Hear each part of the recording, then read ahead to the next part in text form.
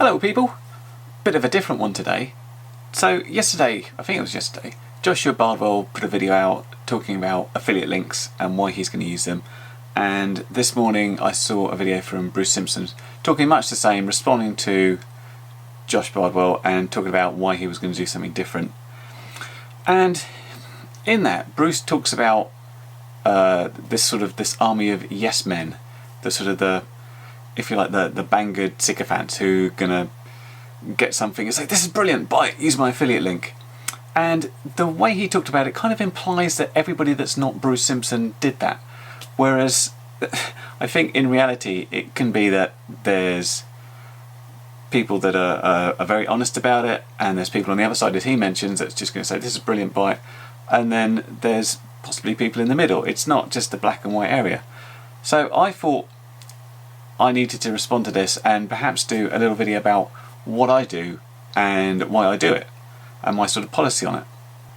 Now, my channel is teeny tiny compared to the likes of Joshua and especially Bruce, who have huge numbers of subscribers, but again, in terms of huge channels on YouTube, all their channels are teeny tiny as well, because we're dealing in a very niche area. RC models is quite niche, and then FPV inside that is even nicher. So you've got, if you're getting like 100,000 subscribers, you're doing really well. So I have around 6,900 subscribers as we speak now, which I'm very proud of, and thank you all for subscribing. What sort of revenue does that bring in? Well, first off, the sort of ads I use, I don't like those pre-roll ads. I kind of run my channel as what I like to see, what I will put up with. And one thing I really don't like is those pre-roll ads, because the first thing I tend to do is say boring, skip ad, because most of the time they're not anything I'm interested in, so I don't want to watch it, I skip it. So I don't use those. And the way they would work is, if you don't know, YouTube only counts clicks.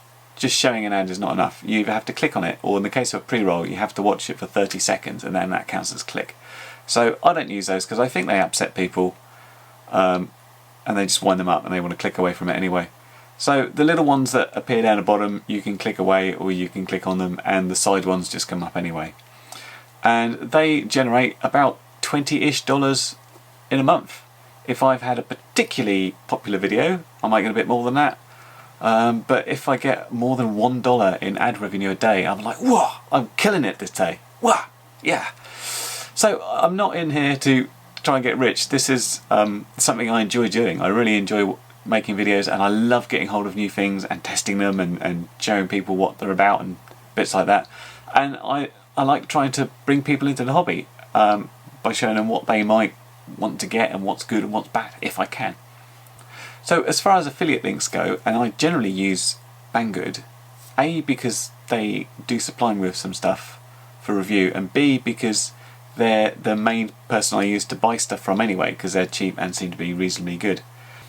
So the reason I use affiliate links to bring in money, and it brings in more than YouTube, is I need to keep buying stuff from Banggood to keep my hobby stuff going. I'm not making money from this, I'm just kind of, if you like, having to buy more stuff to test more stuff. So whenever I get, for example, the Eachine Wizard 220S, I need a receiver for it, for example, and I might need to get some new batteries. The Lizard 95, which review I'm just finishing off at the moment, I had to go and order a whole bunch more batteries for it because it's on XT30 and I didn't have any. So the money that's coming from affiliate links I put back and just spend it at Banggood again and buy more stuff to play with and review and talk about.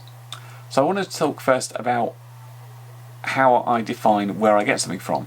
And if you take a look at this screenshot for the Eachine Wizard X22S review again, I try and make it as clear as possible. I stick a logo on the company that supplied it, in this case Banggood, and I also try and write it in the description. So on this case it will say supplied by Banggood. If I don't say that, it means that I bought it. With affiliate links, I say if they're affiliate links. I have a little bracket here, for example, affiliate links to use. This is off my Martian 220 review video because I wanted to talk about the components I used. What I also try and do is make the links as clear as possible. So I don't use link shorteners except in the case where Banggood have asked me to use a particular link to link back to their site and they've used a shortener. Otherwise, I'm using the full link. YouTube tends to cut this off, but if you hover over them, you will see the full link. So I'm very much about full disclosure. Here's where I got it from. Here's the link back. It is an affiliate link. I can't say fairer than that, really. The reason I like doing that, instead of just some general link saying, if you like this channel, buy all your stuff from Banggood or wherever, or Amazon or GearBest, and use this link, is because, to me, that kind of, it's playing favourites. It's kind of like, okay, next time you've got to think of making a purchase, think of who your favourite YouTube channel is, go to their site, click on their thing, and then do the order, which seems like quite a bit of effort to have to think about to do. I would much rather say, here's my review. If you found it useful, maybe you'd like to use a link. If you don't want to use a link, that's okay. As far as the actual reviews go, whether I bought it or it's been supplied with by a company, I like to think I'm as honest as possible. I often point out the problems and fixes I've had to do, and if something comes up and I don't like, I like to say I don't like it. I mean, the link's still there, because when Banggood or whoever has supplied me with one, they say, can you put the link in? Of course, yeah, I'll do that. That's part of the sort of deal. I get it, I'll put your link in. But yeah, there's an awful lot of times when I'm thinking, well, I'll put the link in, but I don't think anyone's going to click on it, because I've out and out said that I didn't like this and it's not very good and you should buy something different. But it's still there for you. The thing is, though, all reviews are subjective, and the person looking at them is going to have his own bias towards certain things depending on his or her lifestyle and how they like stuff and the sort of things they do like. And this is the same about whether it's been supplied for you. For example, Banggood's given it to me. Am I going to think of it different than if I bought it myself?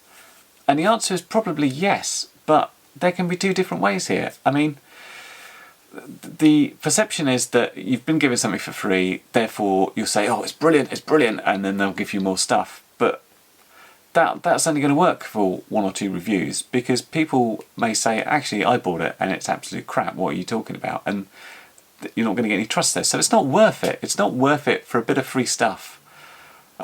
Because essentially, if I didn't get stuff for free occasionally, then I'd just be buying it anyway. I mean, I wouldn't quite get the quantity, but I'd still be doing it. So I'm trying to be as honest as I can. And similarly, though, you still get biases when you buy your own stuff. I've seen it in the past that somebody buying something and spending their own money on it wants it to be good.